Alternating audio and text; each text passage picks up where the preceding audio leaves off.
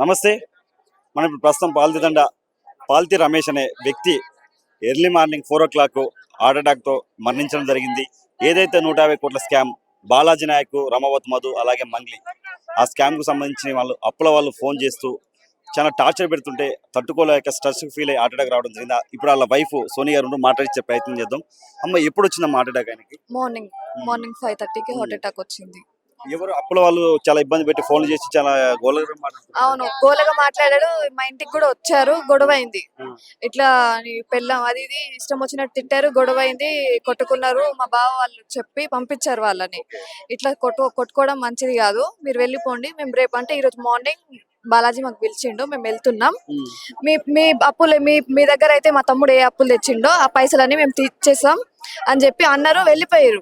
తర్వాత సాయంత్రం అంటే నిన్న నైట్ మా ఆయన మేము అన్నం తింటున్నప్పుడు ఏడ్చిండు, నేను చేస్తా, నాకు అప్పులతోటి నాకు అవ్వట్లేదు. అప్పటికి ఫోన్స్ వస్తూనే ఉన్నాయి. ఇక్కడ పంచాయతీ అంతా తీసేసినాక ఇక్కడ గొడవ అయిపోయిన తర్వాత కూడా ఫోన్స్ చేస్తూనే ఉన్నారు. ఇట్లా ఫోన్స్ వస్తూనే ఉన్నాయి నాకు అని చెప్పి అన్నారు. ఫోన్స్ వస్తూనే ఉన్నాయి నాకు, నేను బతకను అని అంటే మా బావ వాళ్ళు కొట్టి తిట్టి ఎందుకు పోతావు, దేనికోసం పోతావు అని చెప్పి ఆయన నుంచి ఇక తినేసి మేము పడుకున్నాం. నైట్ మాకేం చెప్పలే, పెయిన్ వస్తుందని కూడా మాకేం అనలే. మార్నింగ్ 5:30కి లేపి నాకు చాతన అయితే లేదు అని చెప్పి చెస్ట్ లో పెయిన్ వస్తుందని అమ్మ అని ఇట్లా మంచం మీద పడ్డాడు. ఎమ్మటి హాస్పిటల్కి వేసుకోపోయినాం, హాస్పిటల్ సగంలోనే ఊపిరాగిపోయింది. ఇప్పుడు మాకు న్యాయం చేస్తారా, లేకపోతే మా ఆయనతో పాటు మేము ఇప్పుడు మీరు బాలాజీ నాయక్ ఎంత ఇచ్చారమ్మా? ఎంత డబ్బులు ఇచ్చారు? 50 లక్షలు ఇచ్చినాం. 50 లక్షలు మీ డబ్బులేనా?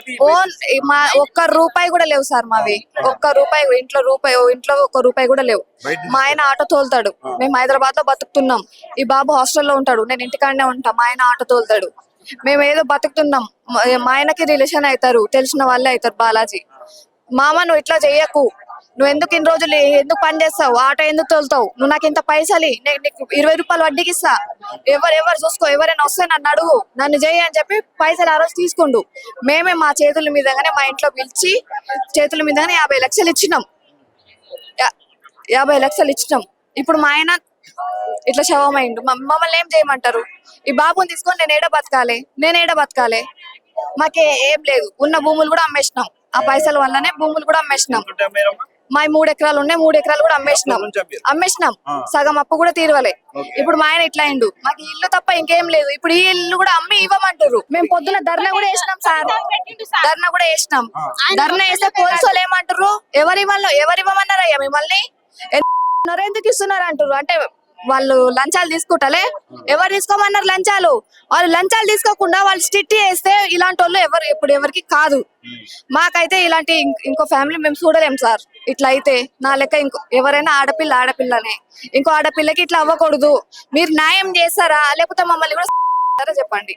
ఇప్పుడు ఇక్కడ లోకల్లో ఉన్న ఎమ్మెల్యే దగ్గరికి కలవడం జరిగింది. ఎవ్వరు రాలే సార్, ఎవ్వరు రాలే. లోకల్ ఎమ్మెల్యేలు రాలే, ఎవ్వరు రాలే. మంగ్లీ కూడా రాలే, బాలాజీ గాని మధు గాని ఎవ్వరు రాలే. సంబంధం లేనప్పుడు బాలాజీ ఇంటికి మంగ్లీ ఎందుకు వెళ్ళింది? సరే, తనంత వాళ్ళిద్దరు ఇది అభిమాని కదా, మేము కూడా అభిమానులమే. మంగ్లీ ఏ వీడియో వస్తే మంగ్లీ మా అక్క, మేము లైక్ కొడతాం, సబ్స్క్రైబ్ చేస్తాం, మేము కూడా అభిమాని. ఇప్పుడు మా ఆయన చచ్చిపోయిండు, రమ్మని ఆమె. ఇప్పుడు నా బాధను తీర్చమనండి సార్. ఇప్పుడు ఈ బాబుని వేసుకొని నేను ఏడపోయి బతకాలి? రోడ్డు మీద పాలైంది. ఇప్పుడు నేను ఏడపోయి బతకాలి, ఏం చేయాలి నేను? 1 రూపాయి లేవు చేతులల్లా. పెళ్లికని వచ్చినాం, పెళ్లి ముందు ఇజ్జత్ పోయింది మాది. ఆ టెన్షన్ వల్ల, స్ట్రెస్ వల్ల మా ఆయనకి సడన్ గా హార్ట్ అటాక్ అనేది వచ్చేసింది. ఇప్పుడు మమ్మల్ని ఏం చేయమంటారు? హాస్పిటల్ దగ్గర కూడా ఇప్పుడు రమేష్ హాస్పిటల్ దగ్గర కూడా మంచిగా నడుచుకుంటూ వెళ్తూ కూడా బాధ. మేము కార్లో తీసుకువెళ్ళాం. నాకు చెస్ట్ పెయిన్ వస్తుందంటే ఎమ్మటే ఆ కార్లో తీసుకువెళ్ళాం. అప్పటికి ఆయన హాస్పిటల్లో నడుచుకుంటా బాగానే వెళ్ళిండు, హాస్పిటల్ జాయిన్ అయ్యిండు. ఇక్కడ మేము చేసుకోము, వేరే హాస్పిటల్ కి తీసుకువెళ్ళండి అనగానే మధ్యలోనే పానం పోయింది. ఇప్పుడు కాదమ్మా, మరి ప్రభుత్వాలు ఎందుకు స్పందించలేదు? రేవంత్ రెడ్డి ప్రభుత్వం ప్రజాపాలన అని చెప్తుంది కదా, మరి రేవంత్ రెడ్డికి ఇంతమంది బాధితులు కనపడతారు, ఇలా బాధలు కనపడట్లేదు. లంచాలు తింటారు సార్, లంచం పైసలు వస్తే ఏది కనిపించదు.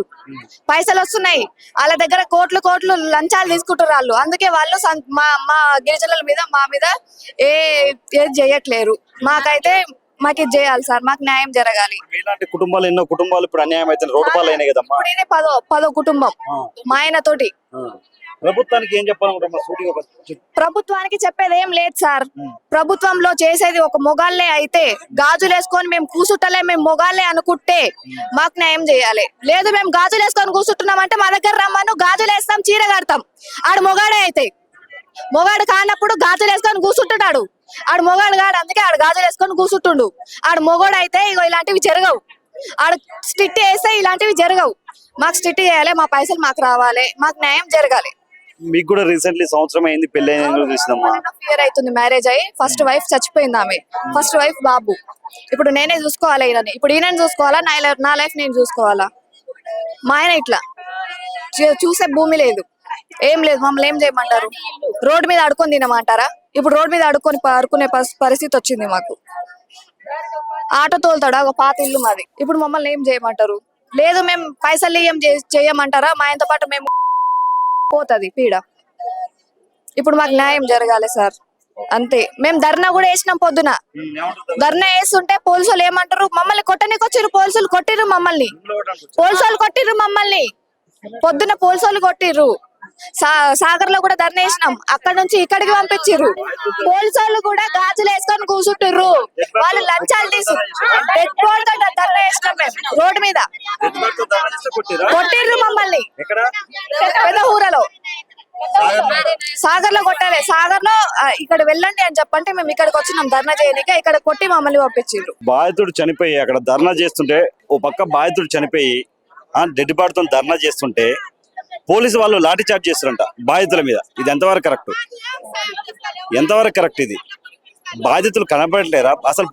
హోంశాఖ ఏం చేస్తారు? పోలీసులు ఏం చేస్తారు?